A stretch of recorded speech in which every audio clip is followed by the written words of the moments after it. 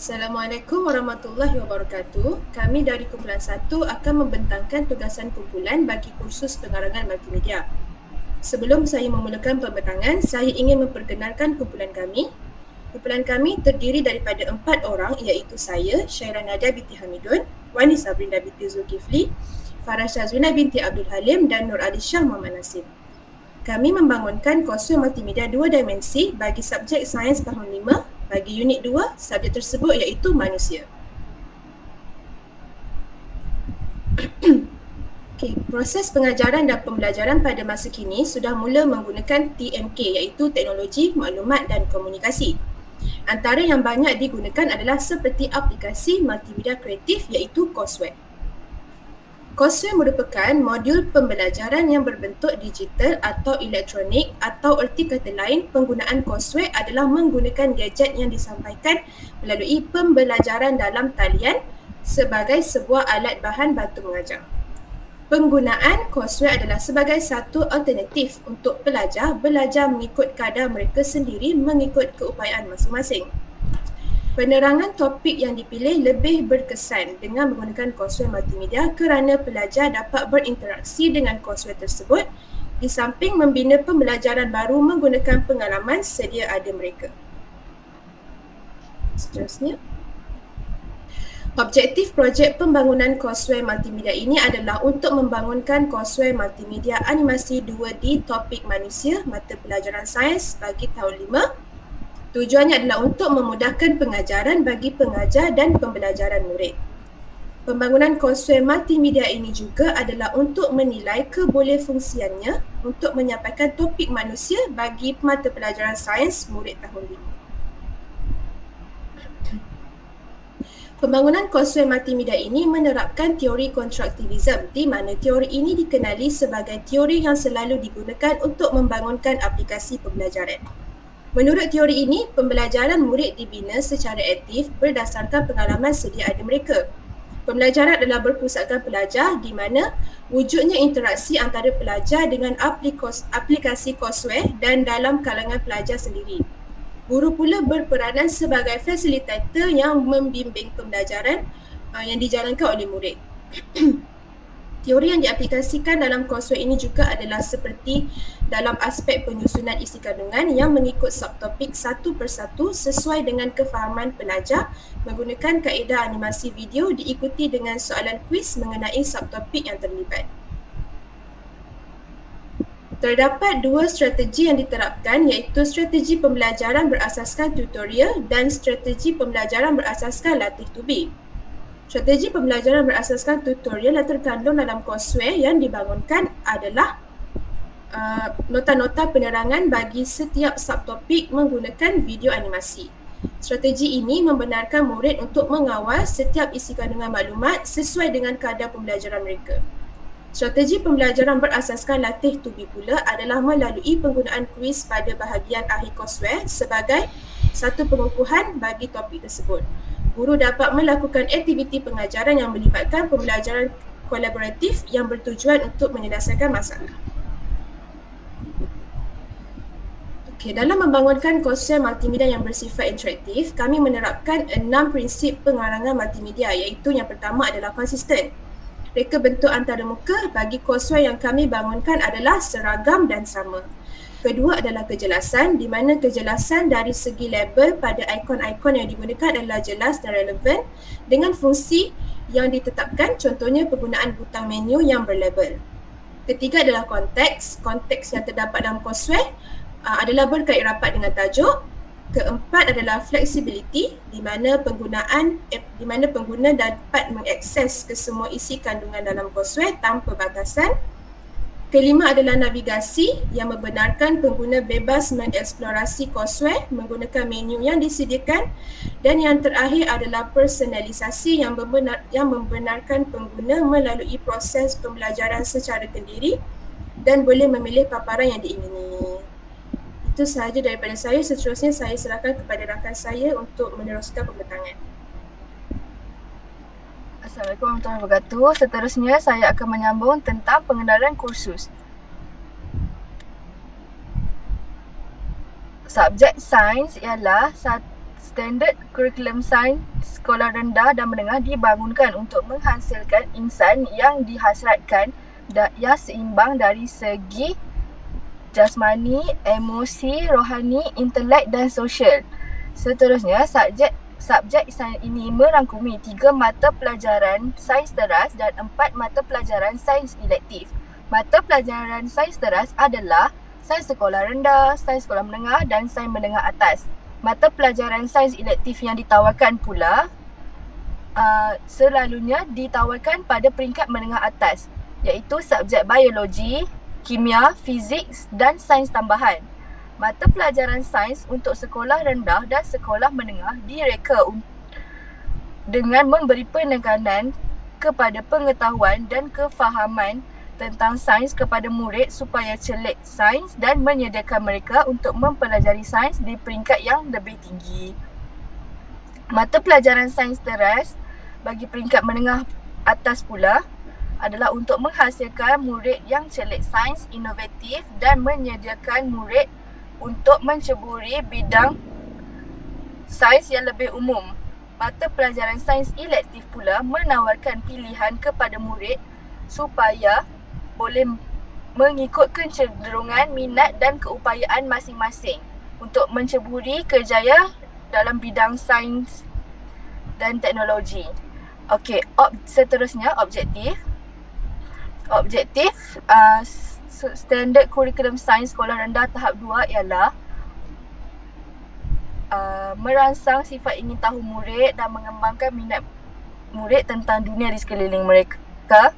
Lepas tu, dia juga menyediakan peluang untuk murid menguasai kemahiran saintifik dan kemahiran berfikir secara kritis dan kreatif.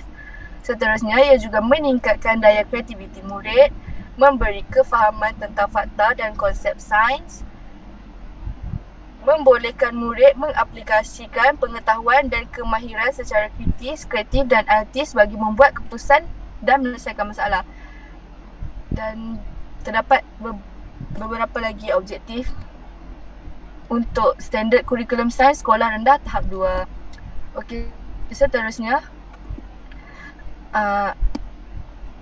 dalam pembangunan courseware ini, pembangun memilih unit 2 manusia dan subtopik 2.1 sehingga 2.7, iaitu 2.1 sistem rangka manusia dan fungsinya, kedudukan sendi, fungsi sendi, kepentingan sistem rangka manusia, sistem peredaran darah manusia, laluan peredaran darah manusia dan kepentingan sistem peredaran darah manusia. Seterusnya, rakan saya akan menyambung. Baiklah, bagi metodologi kajian projek ini, kami memilih model ADDIE sebagai panduan untuk membangunkan projek ini.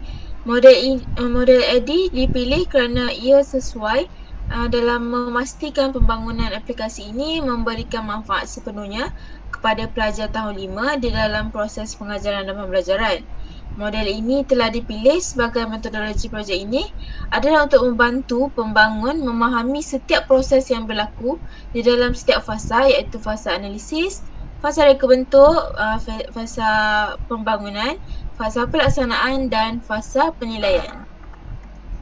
Okey, pada fasa analisis, ia terbahagi kepada dua, iaitu iaitu analisis pengguna dan analisis keperluan, perkakasan dan persian. Untuk analisis pengguna ialah terdiri daripada pelajar tahun 5 yang mengambil subjek sains. Dan untuk analisis keperluan perkakasan, kami mengguna komputer riba yang memerlukan spesifikasi yang terdapat dalam slide ini. Dan bagi perisian, kami mengguna perisian Adobe Animate, Adobe Illustrator dan Adobe Audacity. Untuk Adobe Animate, kami menghasilkan pergerakan animasi yang berunsurkan dua dimensi dan menggabungkan kesemua elemen dan bahan multimedia. Bagi Adobe Illustrator pula, kami menyunting image dan grafik yang akan digunakan dalam animasi dua dimensi. Seterusnya menghasilkan reka bentuk antarmuka seperti latar belakang aplikasi, butang navigasi dan sebagainya. Dan kami akan menghasilkan image vector dan bitmap. Bagi appreciation Audacity, ia digunakan untuk membuat rakaman suara, membuat settingan audio yang digunakan dalam animasi 2D, membuat kesan suara atau menambah kesan suara dalam track audio yang digunakan dalam animasi, dan seterusnya audio akan disimpan dalam boleh disimpan dalam pelbagai format. Okey. Bagi fasa reka bentuk pula, ia terbagi kepada dua, iaitu reka bentuk isi kandungan dan reka bentuk antarmuka. Bagi reka bentuk isi kandungan, ia merupakan penyusunan reka bentuk isi kandungan berdasarkan topik yang dipilih dari subjek sains tersebut, dan ia perlulah mengikut kesesuaian tahap kemampuan pelajar itu sendiri. Dan seterusnya untuk reka bentuk antarmuka, ia menentukan jenis paparan yang akan dihasilkan bersama fungsi-fungsi butang navigasi yang bersesuaian, termasuklah papan cerita. Bagi fasa pembangunan, fasa ini direka bentuk mengikut papan cerita yang telah dibina pada fasa fasa reka bentuk tadi.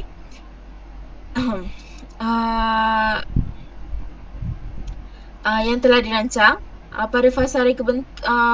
Pada fasa pembangunan ini, maklumat dan bahan-bahan yang dikumpulkan akan digunakan untuk menghasilkan courseware dengan menggunakan perincian yang telah dikenal pasti.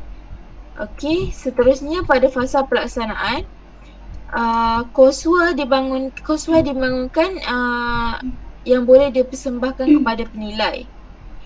Ia dibangunkan berada dalam keadaan yang sebenar. Bagi fasa yang terakhir, iaitu fasa penilaian, fasa ini adalah untuk menilai kebolehfungsian courseware pembelajaran yang dibangunkan secara menyeluruh bagi memastikan animasi dua dimensi yang dibangunkan berfungsi untuk membantu pengguna, terutamanya pengguna daripada kalangan pelajar tahun 5 sekolah rendah, sebagai alat bahan bantu pembelajaran. Seterusnya saya akan serahkan kepada rakan saya. Terima kasih Saudari Alisha. Baiklah, seterusnya saya akan membentangkan bab 4, iaitu reka bentuk produk menerusi papan cerita. Reka bentuk produk merupakan suatu proses yang tersusun mengikut langkah demi langkah dalam membangunkan produk bagi memastikan produk yang dihasilkan lebih lancar dan berfungsi dengan baik.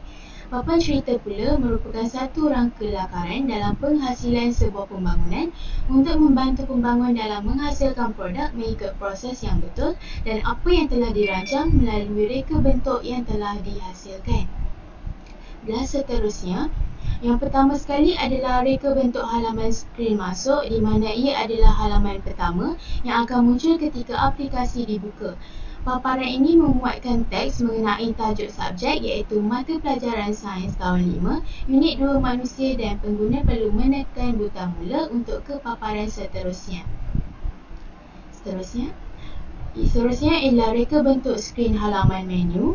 Jadi pada halaman ini, pengguna boleh memilih halaman yang hendak dipaparkan daripada senarai menu yang terpapar pada halaman tersebut. Terdapat 4 pilihan menu, kemudian pengguna boleh memilih subtopik yang hendak dipelajari daripada senarai. Seterusnya, pada halaman pengenalan pula terdiri daripada teks mengenai topik tajuk yang dibangunkan bagi memberikan pengenalan berkaitan dengan aplikasi. Pada halaman ini, pengguna dapat menekan butang home untuk kembali ke halaman utama.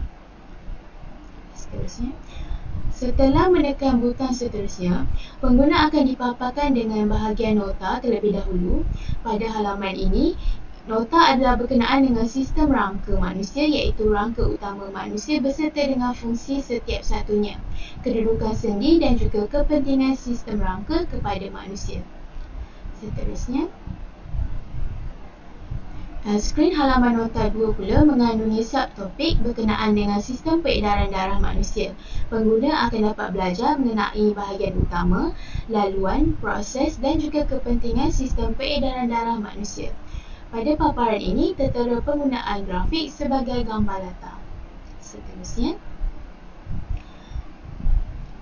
dalam reka bentuk skrin halaman nota 3 adalah berkenaan dengan sistem tubuh manusia. Pelajar akan dapat mempelajari maklumat berfakta tentang perkaitan antara sistem di dalam tubuh manusia, membaca teks bagi fungsi setiap sistem rangka serta sistem yang terlibat dalam sesuatu situasi dalam kehidupan seharian. Seterusnya, pada paparan nota 4 adalah berkenaan dengan kepentingan menjaga sistem tubuh manusia. Di samping itu, sebab sistem tubuh tidak dapat berfungsi dengan baik dan juga penjagaan bagi sistem tubuh manusia yang terdiri daripada sistem rangka, pernafasan, peredaran darah dan pencernaan turut dipaparkan. Seterusnya, skrin halaman manual. Paparan ini adalah halaman manual yang disediakan kepada pengguna untuk memudahkan mereka memahami setiap butang yang terdapat dalam pembangunan courseware. Terdapat simbol jenis butang yang berlainan dan juga fungsinya. Setelah selesai melihat halaman nota, pengguna akan dipaparkan dengan halaman kuis untuk menilai sejauh mana pemahaman pelajar terhadap penerangan yang diberikan. Kuis ini terdiri daripada 10 soalan dan paparan markah akan ditunjukkan dalam ruang markah apabila jawapan yang betul dipilih. Reka bentuk skrin halaman kredit adalah ruang penghargaan kepada ahli kumpulan seramai 4 orang yang telah menjayakan pembangunan courseware pembelajaran unit 2 manusia bagi subjek sains tahun 5. Pada paparan ini juga disediakan butang untuk pengguna kembali ke halaman menu dan juga keluar daripada aplikasi. Dan akhir sekali, merupakan reka bentuk skrin halaman terima kasih di mana paparan ini merupakan paparan terakhir dalam aplikasi. Pengguna akan melalui paparan ini apabila menekan butang keluar setelah menjawab kuis dan melihat halaman kredit. Seterusnya, berikut merupakan carta ahli produk, iaitu satu perancangan dalam membangunkan sesebuah produk. Carta ahli produk menunjukkan perjalanan dari awal hingga ke akhir produk, iaitu daripada mula. Pengguna akan melalui paparan pengenalan, nota, manual, kuis dan kredit, dan apabila pengguna telah berjaya menerima pembelajaran dengan sebaiknya dan memilih ya, proses akan tamat. Sekiranya pengguna tidak dapat menerima pembelajaran dan ingin mengulang bahagian tertentu, pengguna bebas untuk mengawal paparan halaman yang ingin dilihat. Seterusnya adalah laporan tugasan bagi setiap peranan.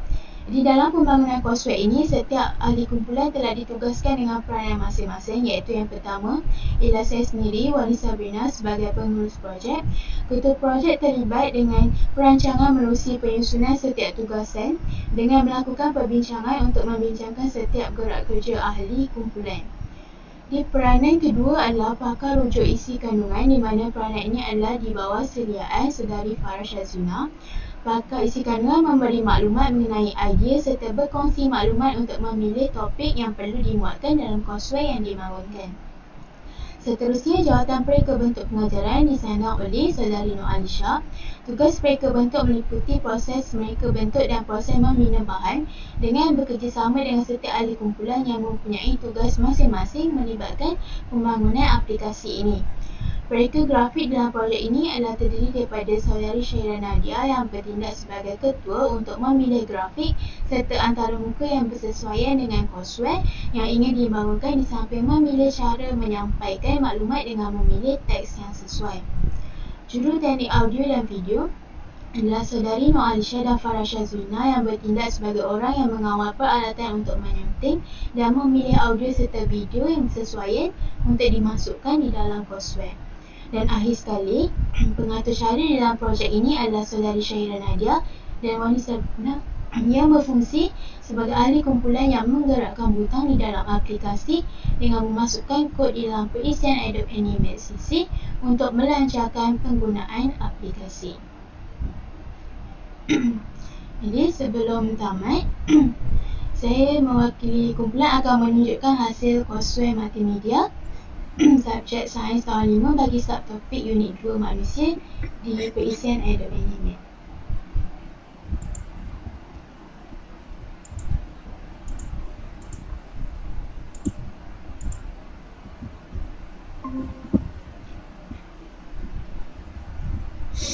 Jadi kami telah menerapkan elemen multimedia, iaitu kami telah memasukkan audio sepanjang pengguna menggunakan aplikasi dan juga gabungan elemen video dan juga animasi dalam nota yang disampaikan bersama-sama dengan teks dan grafik yang menarik.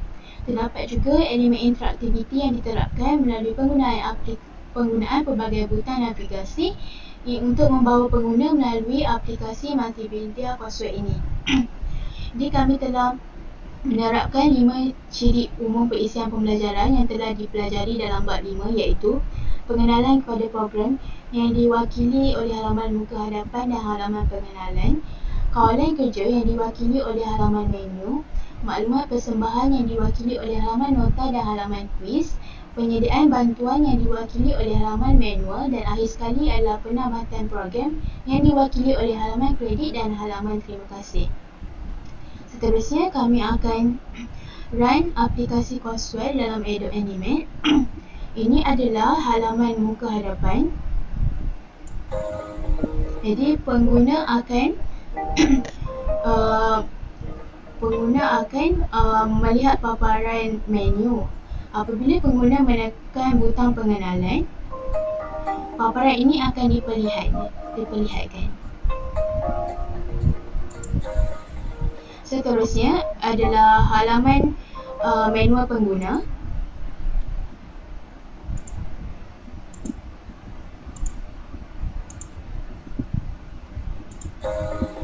Apabila pengguna menekan butang subtopik, pengguna boleh memilih subtopik yang ingin dipelajari, di mana setiap seorang daripada kami telah menghasilkan satu subtopik pembelajaran. Jadi ini merupakan salah satu contoh nota dalam bentuk video animasi.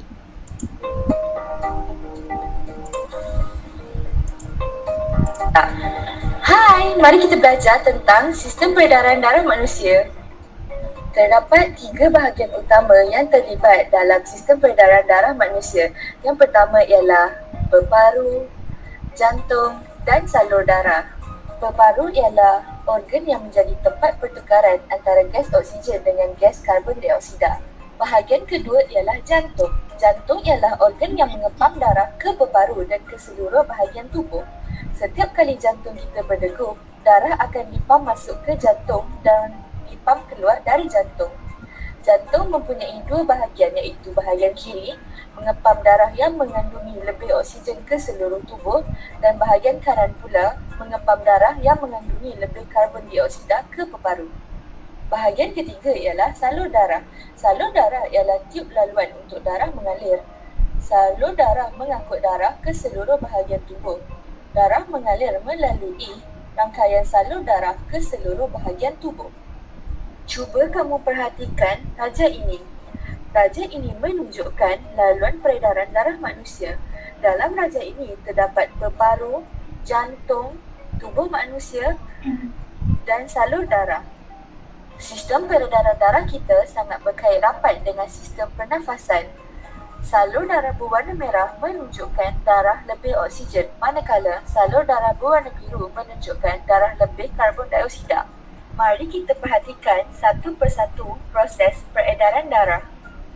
Yang pertama, apabila menarik nafas, udara yang mengandungi lebih oksigen memasuki peparu dan diserap ke dalam salur darah. Kedua, darah ini dikenali sebagai darah lebih oksigen. Jantung mengepam darah lebih oksigen ke seluruh bahagian tubuh. Setelah tubuh manusia menggunakan oksigen, karbon dioksida terhasil dan diserap ke dalam darah.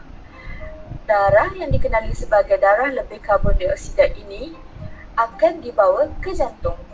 Akhir sekali, dari jantung, darah lebih karbon dioksida ini akan dipam ke peparu. Peparu akan menyingkirkan karbon dioksida ketika kita menghembus nafas.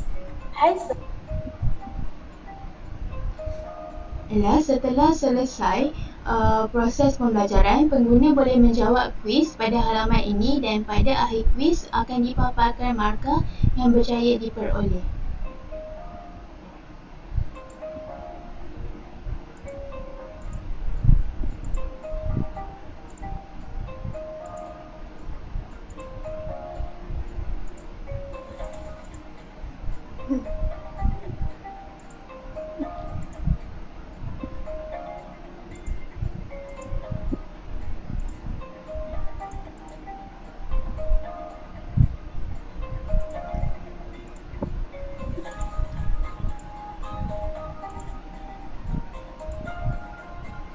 Setelah itu, paparan kredit akan muncul. Seterusnya, paparan terima kasih sebagai halaman yang terakhir apabila pengguna menekan butang keluar. Ya, itu saja daripada kumpulan kami. Sekian, terima kasih.